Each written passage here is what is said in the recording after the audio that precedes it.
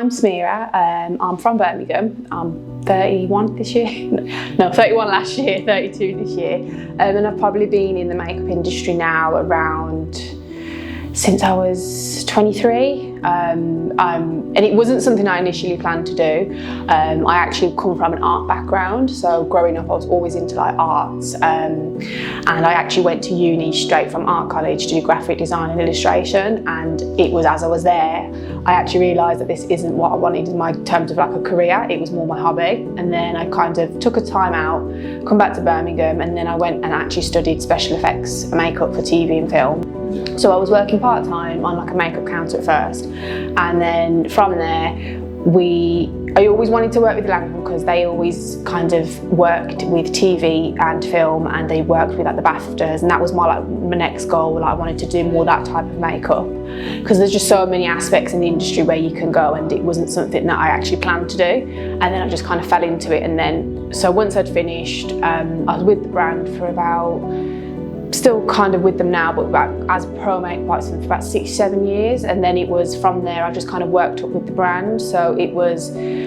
started off just doing normal counter makeup work with them, trying to build with the brand my makeup skills, and then I went to moved around the stores, travelled around the UK with them. So we went to like London, like done like work in Ireland, and it was doing things like the BAFTAs. So we went and done the BAFTAs because they're the official sponsor, and then things like on the campaigns. We was actually part of one of their big campaigns as well, so I was actually like on the billboards with them, and then we kind of travel around doing that. Then I started training and teaching people in the company, like in the area, people that were new, and it just kind of took over my life a little bit. I couldn't do my own thing because it was classed as a full-time job.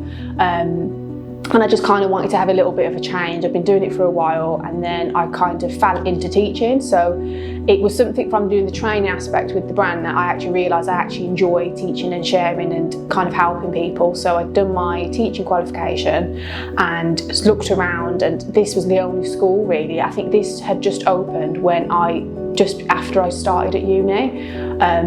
So bearing in mind, if I knew the school was open, I probably wouldn't have done the uni route. But yeah, and then after that it was just doing that, kind of contacting schools, started working at the school, took a step back with the brand and kind of went part-time, took myself out of the pro team and doing things like that, and just kind of balancing the two, and then been able to establish building more my own freelance. So I'll specifically mainly do like weddings and like events.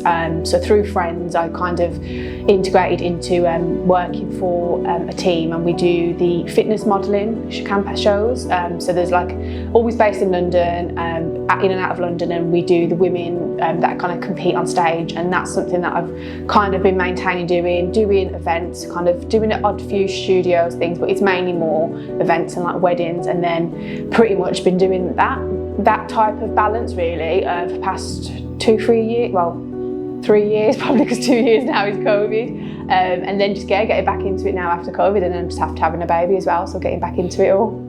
Always from a little kid, always drawing, painting, always doing like crafty things, and then I was at college, done the typical A-level route, doing the like psychology, and I even done philosophy, and I enjoyed it, but academics wasn't what I wanted like that. And I then, when I was in college, done the foundation diploma. I managed to bump up, so I was one of the younger ones in the year, but from my artwork I managed to get into it, so I kind of skip a year, and that was just solely art and design, and it was all different aspects. So there was like graphics and jewellery and fine art, and I really just enjoyed, and I initially wanted to do children's book illustrations, and that's what I actually wanted to do back then. And then I actually went to De Montfort Uni in Leicester, went away for a year. As I was doing it, it was just so kind of like, back then social media wasn't around, and it was kind of like you had to hope for a big job with a big brand, and you had to be really good, and it was just kind of like, I don't know if this is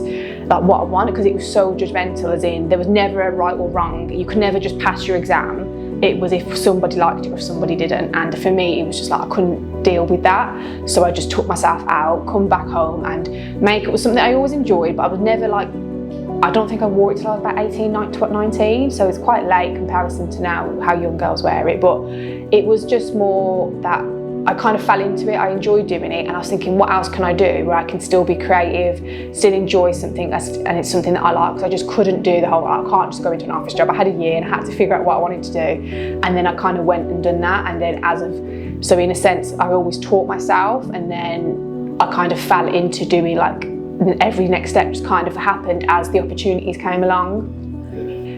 One thing that I regretted was when I was with Lancome as the pro, and they had a position come up for a specific trainer role, and I remember speaking to, because you have like area managers and then regional, and I had such a good relationship with my regional, my areas, and they always were so happy, and you know, I was part of their campaign, and it's like, you went to Paris, like, and your pictures are everywhere, and it was like, yeah, and then they could see that I felt stuck, and this opportunity came along to train and be a trainer for them, and I was willing to think, right, okay, but I've spent that long dilly-dallying over can I do it? Am I good enough? Can I do all that?